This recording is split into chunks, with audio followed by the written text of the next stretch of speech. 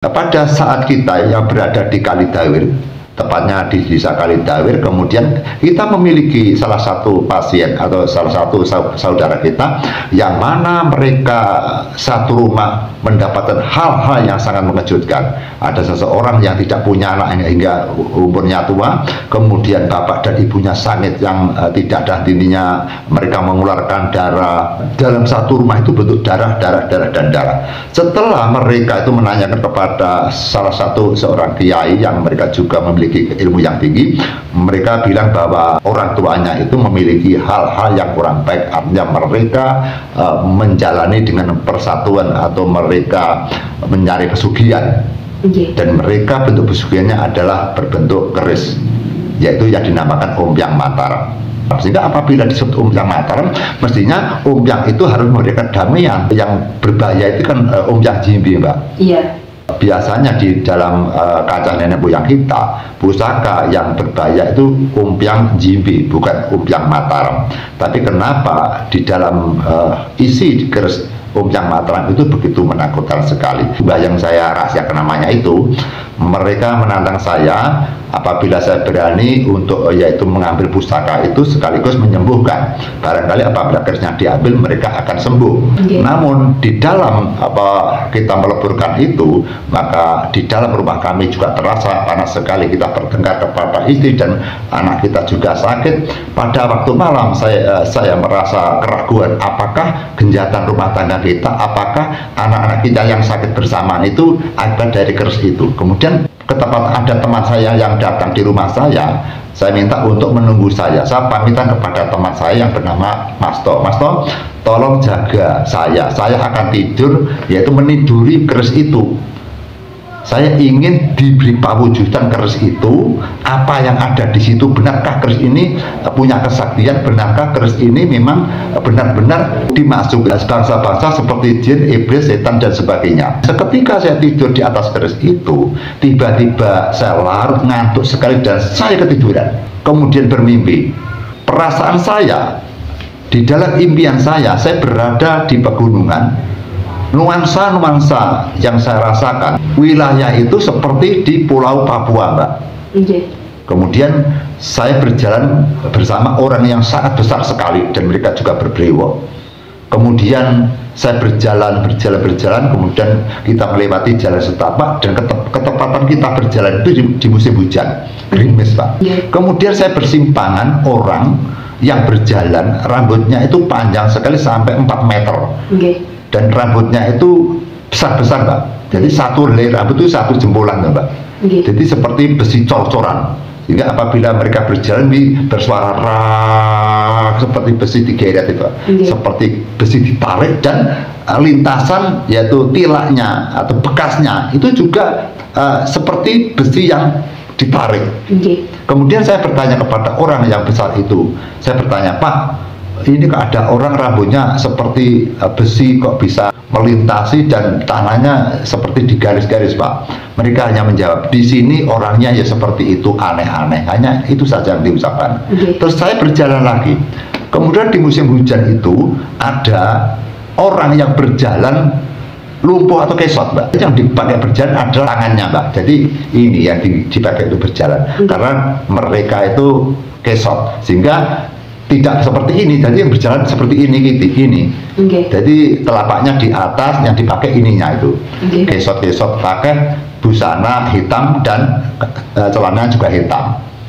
Terus kemudian saya bertanya, ini kok ada musim hujan kok mereka berjalan seperti ini? Apa mereka tidak masuk angin? Apakah mereka tidak kedinginan? Saya bertanya kepada orang yang tinggi besar. Mereka hanya bilang, di sini tuh seperti itu kehidupannya, kamu tidak usah heran. Itu namanya Mbah Karmo gitu. Diajak berjalan lagi, tiba-tiba ada pohon yang besar, itu pohon dondong, Mbak. Pohon dondong ini roboh, Mbak, berat gitu. Terus buah-buahnya dondong itu berceceran. Nah, pikiran saya ingin makan dondong itu. Saya ingin mengambil dondong yang berserakan itu. Terus kemudian saya berjalan, saya dihentikan oleh yang tinggi besar itu.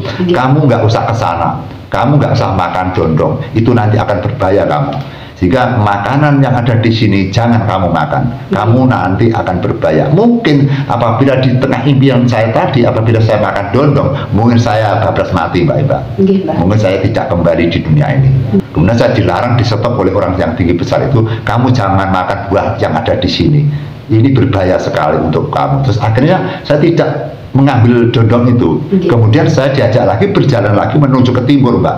Berjalan, ini jalannya hanya setapak dan masih hujan gerimis. Tapi yang menjadi aneh di waktu yang gerimis itu ada orang yang menyalakan api yang besar seperti membakar kayu yang garing yang banyak sekali, Mbak. Seperti api unggun. Dan yang dibakar itu hanya batu-batuan, Mbak. Batu-batu segenggam sekian, Mbak. Yang dibakar adalah batu. Yang ada di situ adalah orang perempuan semuanya, sehingga tidak ada laki satupun. Enggak yang mereka yang membakar api, membuat api unggun tadi, mereka hanya perempuan saja, dan wajahnya mereka yang ada di itu semua. Mereka yang berada di api unggun itu, bibirnya tebal, rambutnya itu keriting-keriting, tuh hitam kelam, sangat hitam sekali gitu. Itu banyak, dan mereka tidak pakai baju, mereka hanya pakai cawatan sehingga seperti payudara itu kelihatan semuanya. Terus kemudian saya terus mendekat bersama orang yang tinggi besar itu. Di tengah-tengah mereka membakar itu, mereka bernyanyi-nyanyi, Pak. Bernyanyi-nyanyi bersama itu seperti bahasanya gimana, Mbak? Bahasanya bahasa luar, kita tidak tahu. Jadi asing. Asing, kita nggak pernah tahu bahasa dia. Sehingga pewujudan mereka seperti orang-orang di orang negro itu, Mbak. Seperti wajahnya teman kita, saudara kita di Papua itu. Mereka telanjang, payudanya juga kelihatan, dan mereka juga hanya cawatan saja. Yang dipakai cawatan itu hanya seperti kelupasan-kelupasan daripada tanaman-tanaman yang mengandung luluk atau mengandung tali itu, Mbak. Di cawat-cawatan itu, dan mereka bertopok-topok menyanyikan lagu-lagu pujian, dan kita tidak mengerti dengan lagu itu apa artinya, kita mengerti. Kemudian saya mendekat lagi bersama orang yang tinggi besar tadi. Tiba-tiba di situ ternyata mereka makan, Mbak. Sehingga di batu itu ternyata untuk memanasi ubi-ubian, dan mereka memakan ubi-ubian sambil menyanyi-nyanyi dan menindangkan. Di dalam api unggun tadi, mereka yang membakar dengan ubi-ubian itu, ada beberapa puluh wanita-wanita yang tidak pakai pakaian. Ada salah satu perempuan yang negro tapi yang manis dan cantik itu, Mbak. Sehingga walaupun mereka kulitnya itu hitam tapi sangat cantik sekali. Kemudian di mata saya itu terpancang, termenung, terfokus kepada wanita yang cantik itu. Sehingga di dalam hati saya juga senang kepada wanita itu. Di dalam hati saya juga ingin menafsir dia. Terus kemudian orang yang tinggi besar tadi itu memegang tangan saya seperti ini. Kamu nggak usah melihat orang cantik itu. Kamu itu manusia, itu bukan bangsamu. Artinya kamu tidak boleh mencintai mereka, walaupun mereka itu orang-orang cantik. Kalau kamu nanti mencintai mereka dan mereka suka sama kamu, maka kamu akan berbahaya atas kehidupanmu dan keluargamu. Kita mendekat, Pak. Mendekat ke tempat itu, terus tiba-tiba api itu menyala besar, wuk itu. Kemudian kita terkejut dan bangun. Terus teman saya yang Pak To itu mengelupas permen, Mbak. Permen rasa mentosnya ketak-ketak itu, Mbak. Perasaan saya di dalam impian saya tadi kan hujan.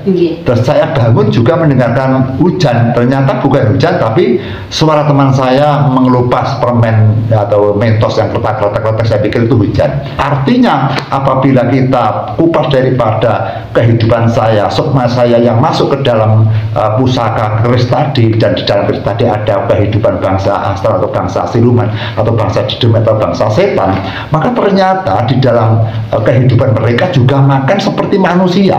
Makanannya pun juga sama seperti yang di sini. Ternyata mereka juga makan ubi-ubian, dan mereka juga membakar, mereka juga menyanyi-nyanyi, mereka juga memuji-muji dengan lantunan lagu, dan di daerah itu juga ada pohon dondong yang di bumi ini juga ada buah dondong. Sehingga kita tidak bisa menyampaikan hal-hal yang dipertanyakan lalu sebenarnya apa yang dimakan bangsa siluman, karena beberapa jawaban dari masyarakat kita itu termentahkan.